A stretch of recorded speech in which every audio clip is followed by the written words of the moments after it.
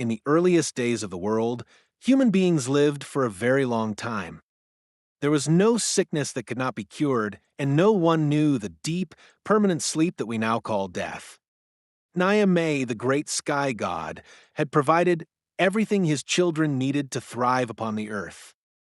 However, among the powerful spirits created by Niamey, two were particularly influential. The first was Tano, the mighty river god, who was a son of Niamey. He represented the life-giving waters, growth, and the strength of the living. The second was Owo, a giant whose skin was like parched earth and whose presence was as still as a stone. Owo was the embodiment of the end of all things. One day, a famous hunter and warrior wandered deep into the forbidden thickets of the forest. He was a man of great strength and skill, loved by his village for his courage. As he pursued a rare golden antelope, he stumbled into a clearing where the air was cold and the leaves remained motionless. There sat Owo upon a throne of ancient wood. I have watched your deeds, hunter. Your strength is great, but even the strongest must eventually fall. I claim your soul for my silent kingdom.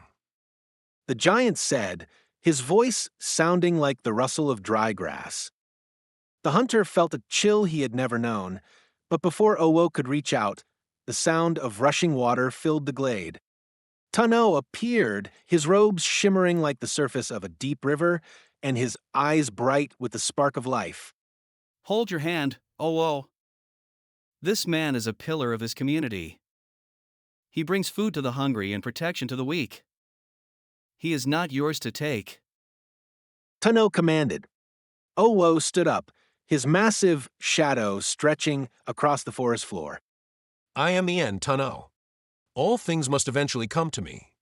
You cannot hold back the tide of time forever. The two spirits stood at a stalemate. Neither wished to fight a battle that would tear the world apart, so Tano proposed a competition. We shall test our power through a series of contests. The winner shall decide the fate of this hunter and all those who come after him. Tano declared. Owo agreed. First, they competed in dancing. Tano danced with the fluidity of a waterfall, his movements leaping and surging with energy.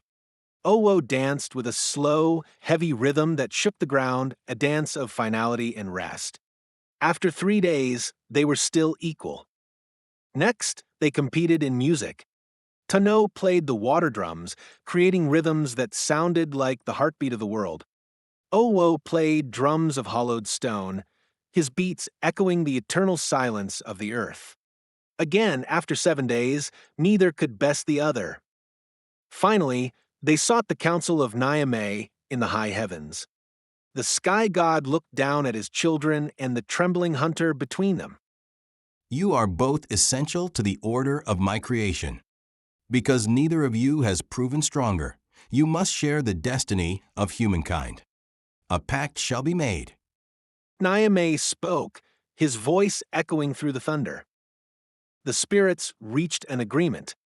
From that day forward, whenever a human being, whether a mighty warrior or a simple farmer, was caught in the grip of a great illness or a deadly accident, it would become a race. If Tano, the spirit of life and water, could reach the person first, their strength would return, and they would continue their journey among the living. But if Owo reached them first, he would claim their soul and lead them to the land of the ancestors. This is why, to this day, the Akan people do not take life for granted. When someone falls ill, they call upon Tano and the ancestors, hoping for the swift arrival of the spirit of life. But when Owo wins the race, they accept it with dignity, knowing that even the greatest gods agreed to this balance. The hunter was allowed to return to his village, having been the first to witness the bargain that brought mortality to the world. He taught his people that while life is a gift to be cherished, the stillness of Owo is part of the great design, ensuring that every moment in the sun is precious because it is not eternal.